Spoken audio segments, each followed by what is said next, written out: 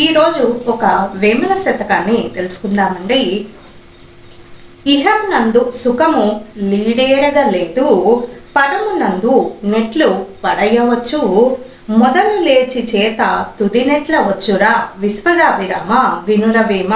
దీని అర్థం ఏమిటి అంటే, ఈ జగతిపై నివసించి భోగభాగ్యాలు అనుభవించి డాంబికాలు యాగాదులు చేసి ఇక పైలోకంలో సుఖాన్ని మరి మోక్షాన్ని అందరూ కూడా పొందగోరుతారు.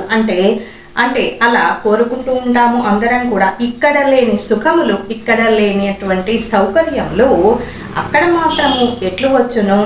కాబట్టి మొదట లేనిది తుదినెట్ల వచ్చును, ఇక్కడ లేని సుఖము అక్కడ మాత్రం ఎలా వస్తుంది అని అనుభవించవచ్చును. అంటే ఇక్కడ లేని సుఖము అక్కడ మాత్రము ఎలా అనుభవించవచ్చును అని వేమన తన యొక్క భావాన్ని వెల్లడిస్తూ ఉన్నాడు ఈ పద్యంలో.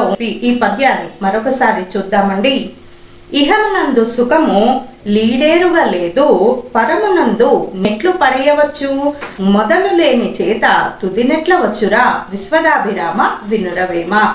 ఈ పద్యాలు అన్నీ కూడా పిల్లలకు చిన్ననాటి నుంచి ఏ విధంగా అయితే చిన్న మొక్కను తెచ్చి నాటి చక్కగా నీళ్లు పోసి ఎండ ఉన్న ప్రదేశంలో పెట్టి చక్కగా ఎరువులు వేసి ఎంత పుష్కలంగా చక్కటి వృక్షంగా మనం పెంచుతూ ఉంటామో, అదే విధంగా పిల్లలకు మంచి సంప్రదాయం, సంస్కృతి, మన హిందూ సనాతన ధర్మం గురించి, హైందవ సంస్కృతి గురించి, ఆచార వ్యవహారాలు వీటన్నిటి గురించి చెప్తూ ఉంటే, సంస్కృతి సంప్రదాయాల గురించి చెప్తూ ఉంటే చక్కటి పౌరులుగా, బాధ్యతాయుత పౌరులుగా తయారయ్యే అవకాశం చాలా ఎక్కువ. దీనికి ప్రధాన కారణం తల్లే అవ్వాలి.